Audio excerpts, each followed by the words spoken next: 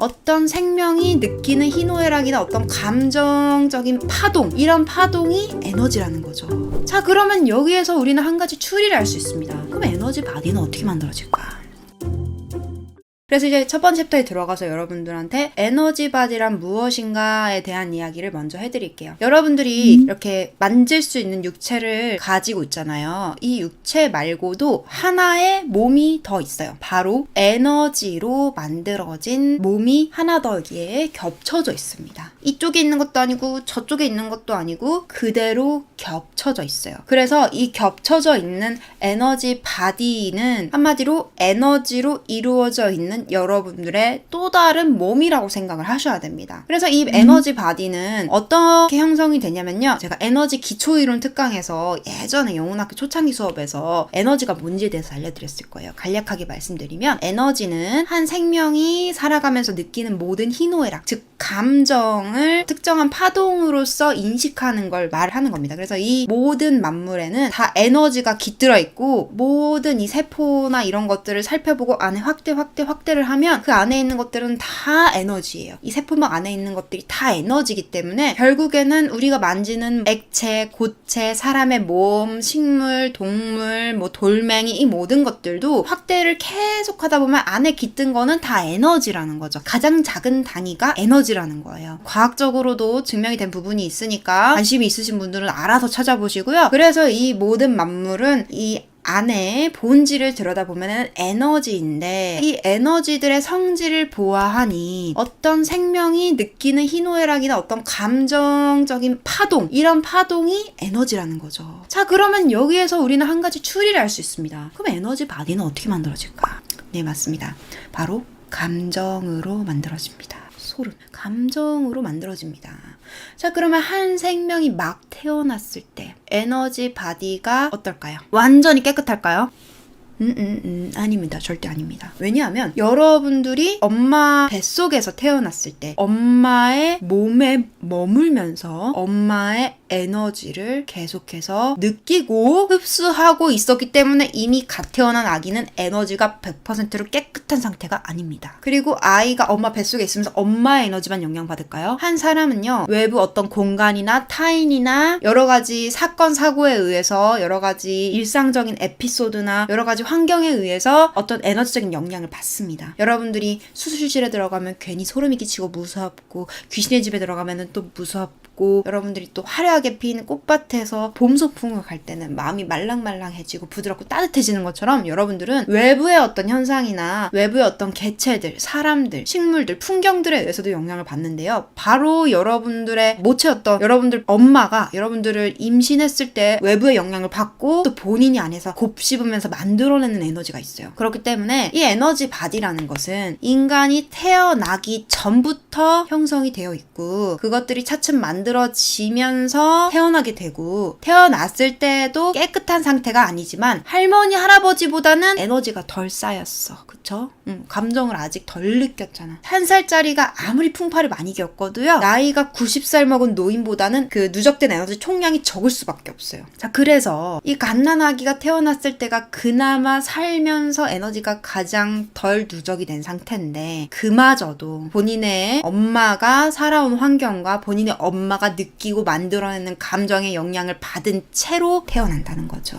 그래서 그 상태에서 인생을 살아가면서 감정들을 계속해서 느끼고 배출을 하죠. 모든 인간에게는 감정 패턴이라는 게 있으니까요. 이 감정 패턴은 또 어떻게 만들어지냐 하면은 여러분들의 몸에 생존 본능이 있어요. 생존 본능이라면 이거는 그냥 간단하게 봐서 정말 본능적인 거예요. 배가 고프다. 뜨거운 건 아픈 건 싫다. 죽을 수 있는 위험은 무섭다. 남들이 날 싫어하고 배척하면 왠지 내가 죽어버릴 것 같다. 이 모든 것들이 여러분들 선조가 정말 오랜 인류사를 지속하면서 이렇게 하면 죽더라 라는 빅데이터가 깃들어 있는 거예요. 어디에? 여러분들 육체에. 자, 그것과 별개로 이제 여러분들이 살면서 쌓아온 어떤 감정들도 같이 누적이 되면서 이 생존 본능이라는 하나의 감정 패턴과 별개로 여러분들 영혼이 심어 놓은 세팅 값이 있어요. 여러분들 심즈라는 게임 아세요? 심즈라는 게임을 보면은 어떤 사람이 막 돌아다니면서 집에서 여가도 보내고 출근도 하고 가정을 꾸리고 막 이러면서 인간이 살아가는 그 모습을 여러분들이 이렇게 조정하고 서포트를 해주는 그런 게임인데, 그 심즈라는 게임에서 인물을 설정할 때 어떤 것들을 설정할 수 있냐면 이 캐릭터의 야망을 설정할 수 있어요. 이 캐릭터가 어떤 취미를 즐겼을 때 기쁜지를 설정할 수 있고, 이 캐릭터는 집에서 늘어져 있는 걸 좋아한다던가 아니면은 음악 활동을 해서 사람들한테 노래를 들려주는 이런 야망이 있다던가 이런 식으로 기질을 고를 수가 있거든요. 그것처럼 여러분들 영혼이 태어나기 전에 어떤 특정한 기질을 좀 넣었습니다. 그래서 얘는 좀 이렇게 했을 때 기쁨을 느끼는 애야. 자, 이렇게 세팅을 해놓으면 이제 이 친구가 태어나서 내가 영혼이었다는 기억을 잊어버려도 자꾸만 자기가 기쁨을 느끼는 쪽으로 인생을 살아갈 테니까, 그러면 인생의 방향성을 대충 미리 설계할 수 있으니까 그런 것들을 심어요. 그래서 아무튼 간에 이 에너지 바디라는 것은 여러분들이 어떤 감정을 배출하고 또 쌓아가는지에 따라서 계속해서 바뀐다는 거죠. 근데 대부분의 사람들이 지금 에너지 바디가 있다는 걸 알아요? 몰라요? 모릅니다. 그래서 제가 정말 기초 중에 기초부터 설명을 해드리는 거예요. 에너지 바디란 한마디로 여러분들이 태어나기 전에 이미 자동적으로 형성되어 있었던 에너지 몸체인데, 이 에너지 몸체의 본질은 감정 에너지가 누적되어서 만들어진 에너지 덩어리이기 때문에 살면서 계속해서 누적되는 어떤 에너지들이 쌓인다. 그래서 밀도가 높아질 수밖에 없는 상황이다. 근데 이 감정 에너지에도 파동이 있다고 했습니다. 부정적인 안 좋은 감정들은 다 마이너스 파동이라고 생각하시면 되시고요. 긍정적인 여러분들이 좋아하고 기뻐하는 그런 감정들 있죠? 그런 감정들은 플러스 영역이라고 생각을 하시면 되시고, 모든 감정들도 일종의 측정값들이 있어요. 그래서 여러분들이 느꼈을 때 적당히 재밌네, 이거랑 진짜 미친 듯이 재밌다, 내가 너무 행복해서 눈물이 잘잘 난다, 이런 식으로 이 감정에도 어떤 일정한 주파수 값이 있다라는 거죠. 그래서 이 마이너스 값도 좀 잔잔하게 안 좋네, 그냥 적당히 우울하고 적당히 불안하네, 이 정도 층이고, 더 밑으로 내려가면 나 자신이 너무 끔찍하고 혐오스럽고 세상이 너무 비극적으로 느껴지고, 이런 식으로 다 감정에도 파동이 있어요. 근데 이 에너지들을 계속해서 여러분들이 살면서 쌓아요. 이때 심장으로 느끼고 충분히 느끼고 배출을 해낸다면 이 감정들은 밖으로 나가서 흩어져요. 누적되지 않고.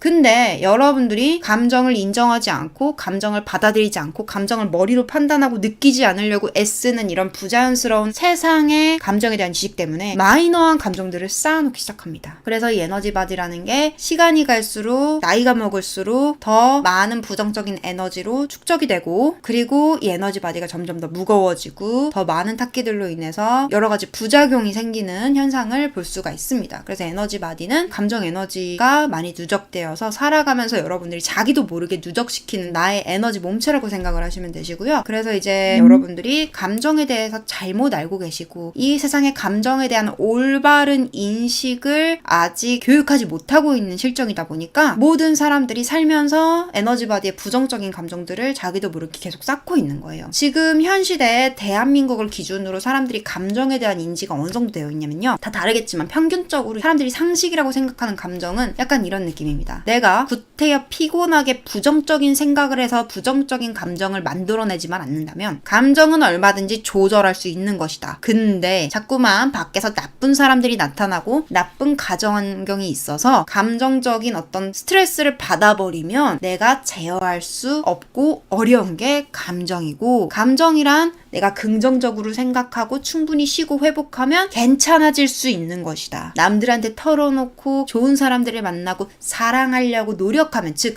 노력하면 감정은 바꿀 수 있는 것이다. 근데 그 노력이 구체적으로 어떤 건지는 아무도 몰라요. 그래서 어떻게 해요? 약을 먹죠. 쇼핑을 하고 연애를 하고 사람들을 만나고 좋은 사람을 만나서 좋은 에너지를 얻으면 어떻게 바뀌지 않을까라고 두루뭉실하게 처방전을 내리면서 어떤 좋은 책을 읽거나 좋은 영화를 보거나 감동을 받아버리면, 즉 좋은 에너지로 인해서 나쁜 에너지가 씻겨져 내려갈 거다라고 생각을 합니다. 근데 그런 행위를 무한대로 시도하는 사람들이 많은데도 불구하고 왜 그들은 우울할까요? 즉 돈이 많고 자기를 좋아하는 사람이 많고 가진 것도 많고 외모도 아름답고 화려한데 왜 불행한 사람들이 많을까요? 바로 이 짧은 순간에 기분이 좋아지는 것만으로 해결되지 않을 정도로 많은 양의 부정적인 에너지가 에너지 바디에 누적되어 있기 때문입니다. 그래서 내가 평생에 쌓아왔었던 이 부정적인 양의 값보다 내가 지금 넣는 값이 너무 적어서 결론적으로 내 기분을 바꿀 수 없었기 때문입니다. 심지어는 감정 패턴은 고쳐지지 않고 그대로이기 때문에 여전히 비슷한 상황에서 비슷한 부정적인 감정을 느끼고 상처를 받아서 실시간으로 만들어지는 부정적인 감정의 양은 훨씬 많은 데에 비해서 내가 기분 좋아질 만한 일이나 기분 좋아지는 경험들은 훨씬 적기 때문에 나날이 더 안 좋아지는 겁니다. 노력은 정말 많이 함에도 불구하고요. 그래서 이 감정 상태가 괜찮아지는 것에 대한 모든 전문가들의 답이요, 중구난방이에요. 전 여러분들한테 뭐라고 말해요? 여러분들 수도꼭지 틀기 정화하면 돼요. 너무 간단해요. 이렇게 말하죠. 수도꼭지 틀기 정화 방법도 너무 간단해요. 오늘 무슨 일이 있었고 내가 그것에 대해서 어떻게 느꼈는지 나노 단위로 기분 나쁜 포인트 하나하나 찝어가지고 내 마음에서 감정을 느껴보고 인정해서 적으면 괜찮아진다고 말씀드렸어요. 근데 세상에 있는 많은 감정 전문가들은 뭐라고 얘기합니까? 좋은 사람을 만나고 이런 사람들은 거르고 애들은 사랑받아야 되는데 어떻게 이런 가정환경에서 마음이 너무 아픕니다. 어쩌고 저쩌고 하면서 그거 어쩔 거야. 대부분의 사람들이 불행한 가정에서 크는데 어쩔 거냐고. 부모를 비난한다고 그게 바뀌어요? 이미 나는 그런 유년 시절 거쳐버렸는데. 그러니까 막 사람들은 지금 감정이 뭔지도 모르고 에너지 바디가 있는지도 모르고 왜 감정이 좋아지려고 기분이 좋아지려고 난리 브루스를 치고 백날 첫날 우는데도 왜 이 감정이 날 떠나지 않는지 아무도 명료하게 해답을 알지 못해요. 에너지 바디를 이해하지 못해서입니다. 그래서 현대인들이 에너지 바디가 건강하지 못한 이유를 설명해 드리자면요. 굉장히 많은 환경에서 여러분들의 에너지 바디에 나쁜 영향을 끼치고 있어요. 그래서 우리가 인생을 살아가면서 굉장히 많은 사람들을 만나고 굉장히 많은 환경들에 노출이 되잖아요. 여러분들 지하철, 대중교통, 사람들 바글바글 거리는 쇼핑센터라던가 식당에 갈 수 있고 다닥다닥 붙어있는 학교 책상에서 수업을 듣고 또 다닥다닥 붙어있는 회사 테이블에서 사람들하고 기싸움도 하고 여러 가지 파벌이 나눠져서 여러분들 막 뒷담화도 하고 이런 곳에서 여러분들이 생활을 하면서 다른 사람의 에너지적인 영향도 받고 그 공간에 에너지적인 영향도 받으면서 여러분들의 몸이 마치 기계인 것 마냥 8시간, 9시간, 10시간 일을 시키고 공부를 시키고 그러면서 또 집에 들어와서 조그만한 집에 많은 가족들이 부대껴 살면서 서로 승질내고 화내고 막 다듬어지지 않는 감정들 표현하고 다듬어지지 않는 말들로 서로 상처 주고 그런 작업부터 시작해서 여러분들이 핸드폰으로 들어가서 보는 이 온라인 세계에서 그나마 여러분들을 위안해주는 기분 좋고 따뜻한 것들도 있지만 그렇지 않은 것들도 있죠. 기분 나쁜 소식들. 그리고 이 네티즌들끼리 서로 싸우고 막 누군가에 대해서 지적하고 까내리는 이런 안 좋은 매체들도 있고 그리고 여러분들이 아무리 아름다운 것들을 봐도 어딘가가 질투가 나고 수치심과 초라함을 느끼고 뭔가 내가 진 것 같은 느낌, 나보다 훨씬 잘난 사람들이 빛나는 삶을 살고 있는 것에 대한 박탈감, 막 이런 여러 가지 감정들이 정말로 인생을 살아가면서 너무 많은 자극으로 다가와지는데 여기에 대해서 배려를 해주거나 올바른 교육을 해주거나 또는 제대로 된 치유를 해주거나 케어를 해주는 곳은 전무하다는 거예요.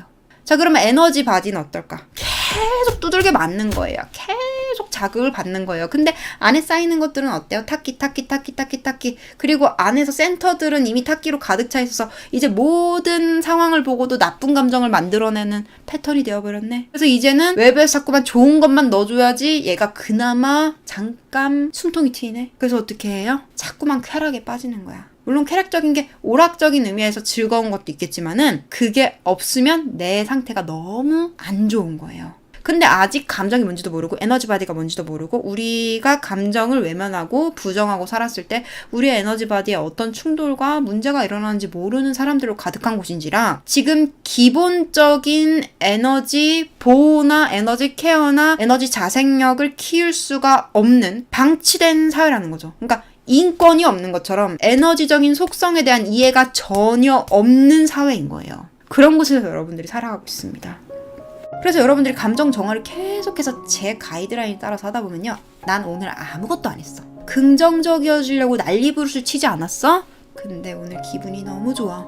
에너지 바디가 맑고 투명해지면요 어떤 느낌이냐면요 내가 평생 압박감을 느끼고 짓눌려 있었고 스스로가 끔찍하게 느껴지고 남들이 날 어떻게 생각할까 미쳐버릴 것 같은 그런 강박증이요 없어요. 없고 잠자다가 문득 문득 잠결에 딱 정신을 차렸을 때 내 자신이 너무 사랑스럽고 인생이 너무 행복하다는 이런 행복감과 누군가에게서 엄청난 사랑을 받는 것 같은 그런 엄청난 충족감이 느껴져요. 애를 안 썼는데요. 진짜 그 사람의 에너지 바디가 깨끗하면요, 잠결에도 기분이 좋고요, 아무 일도 일어나지 않았는데 기분이 좋고요, 비가 오는데도 기분이 좋고요, 누가 날 싫어하는데도 상처를 안 받고요, 무슨 일이 일어나더라도 태연하고 느긋하고 마음의 여유가 생겨요. 여유가 생기려고 노력하지 않는데도요.